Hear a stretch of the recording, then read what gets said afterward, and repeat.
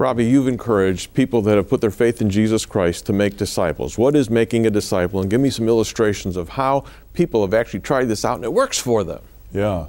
It's really simple, and one of my fears is that people will see us up here and just chalk that up as these are pastors or these are leaders, and God's called them to do that task. But when Jesus spoke to the disciples, these were average, ordinary men.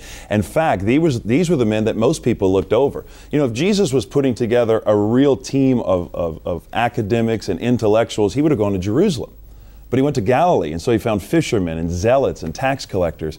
And I think of my own life, my first discipleship group at my former church was a motley crew of guys. I had a 24-year-old guy who had just gotten out of prison. I had another guy who had just gotten out of rehab. And I had a 50-year-old deacon who had just moved to town from another church. And so you talk about a group of guys here. I mean, these guys, this was a hodgepodge of guys.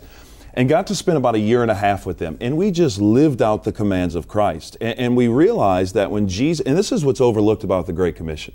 When Jesus says, go therefore and make disciples of all nations, we get that.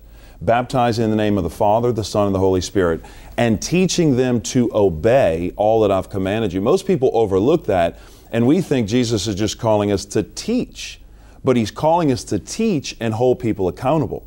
And this is the crux for me of discipleship. It's about accountability. I mean, the disciples were always held accountable. When they came back from preaching and teaching and casting out demons, Jesus said how to go.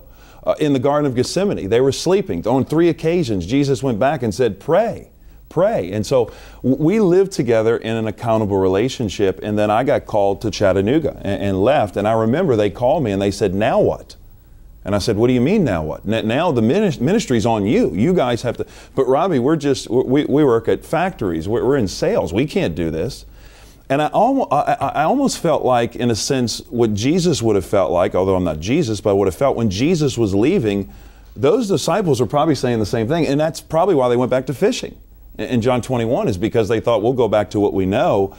And in the process of me leaving, these 3 men now have generation, and they picked it up and they did it, and they realized that they could do it. And now generation after generation still in that community making disciples who make disciples.